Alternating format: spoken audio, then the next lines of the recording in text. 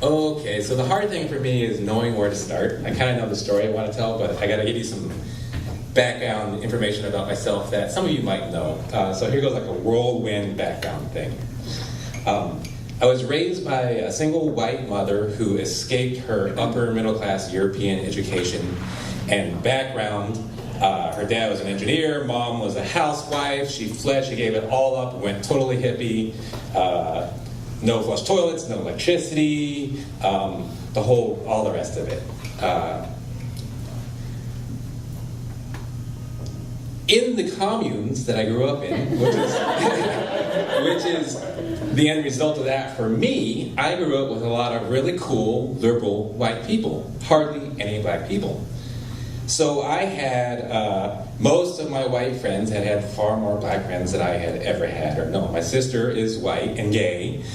She had. Why are you pointing at me? And she had far more black friends than I had. One of the things my mom was really concerned about was that, one, she would not convey, relay my ethnic heritage to me. And she was also really terrified of what I might go through. So we lived in this town in Tennessee, for example, and the town next to us, or a community, a commune, the town next to us was a known Klan stronghold. So when I was 7 years old, when we drive through that town, and the few times we had a car, my mom would make me duck in the back of the car. So as a young kid, I was just like, Mom's a freak. But as I got older, that kind of instilled this weird kind of fear in me, because here, my experience of being around people, I didn't have that fear, but my mom was terrified. She was this white single mother with this black son, this huge fro. I don't have it anymore. This huge fro living in the South. So that was kind of, I started to have this weird juxtaposition. I started to have these dreams. They would be rare. They'd come up. They'd be, because I had no context. We didn't have TV. I didn't have the classic culture thing. All I had was my mom's fear. All right, so that's a little bit of background. So flash forward, I'm 18 years old. I'm driving a 66 Ford Falcon van from southern Florida, where I had been working at Renaissance Festival, which is what I would do for 25 years of my life, and some urge to find my ethnic background or heritage. And you know, nights, and well, I won't even go there. So I'm driving the 65 Ford Falcon van. I'm 18 years old. I had a blast. I made tons of money, and I spent tons of money. Now I have no money.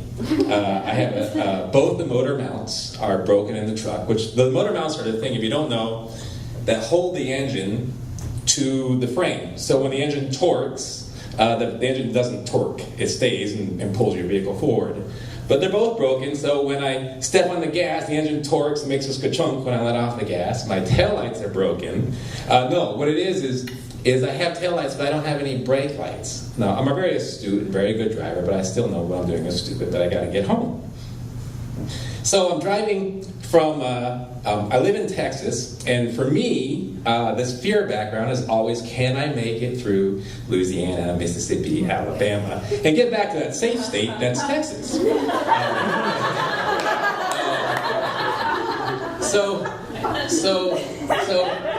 I'm driving, I'm in the panhandle of Florida, which, if you've ever driven through there, is, or even if you don't, you might already know this, it's like the most redneck part of Florida. And scary part, I've had more issues there than almost any other state. But I'm 18, I'm cocky, I'm nothing can kill me, I'm gonna live through anything. I have hardly any money, all I can do is afford is, take a pee. And I'm driving along, and I'm on a 65 Ford Falcon van, which looks a lot like a VW bus. And so I got pulled over. Cop pulls me over, walks up, realizes his mistake. It happened to me twice. The cop's saying it's a VW bus. They pull you over out of impulse. It's a VW, pull them over. They're like, oh, it's a Ford. No, you're right. I'm sorry, I'm embarrassed. So it's about 2 in the afternoon. I'm in the panhandle of Florida. My engine starts to overheat. I'm looking at that. I'm like, damn it. what's going on? I'm like, oh, I can't. This is before cell phones. I didn't have one anyways. So I pull over, I take this exit, I pull over at this gas station, and I open my hood, which is actually inside the van, and I'm looking down, and I see my fan belt broke.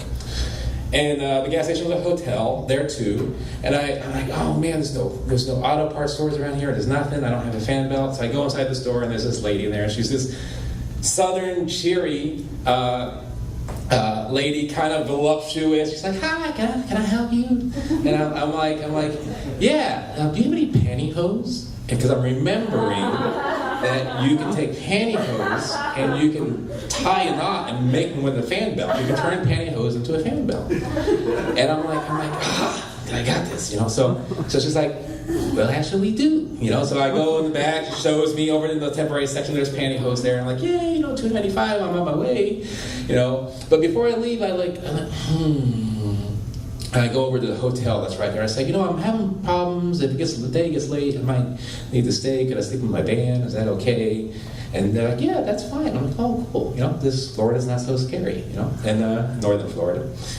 And I go back and I talk to the lady behind the register again, and her name is Sally. And she's like, my husband, George, he's a mechanic. So if you run into any problems, he could help you out. And I'm like, well, that's great. Could I get your phone number just in case? And she's like, yeah, that's fine. So get the phone number. I got that secure. I tied the pantyhose on and get out on the road. 30 minutes later, it starts overheating. I'm like, oh man, perfect. There's a rest stop. So I pull over at the rest stop,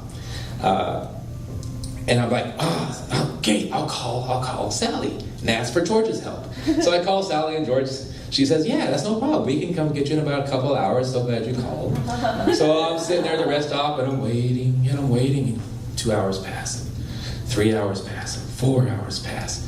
It's like dusk, and I'm going to back my time frame up a little bit. It's still light out. And finally, they show up. And so it's a pickup truck. It's George, Sally, their daughter, Sally, and their son, George, all on this pickup truck. And they say, well, it's no problem. We're here. You know what? We can't work in your truck tonight. We're going to tow you to our house. First, we're going to go to McDonald's. We're going to tow you to your house. I'm like, okay. All right, thank you. I appreciate that so much. So they chain me into the truck, tow me out on the interstate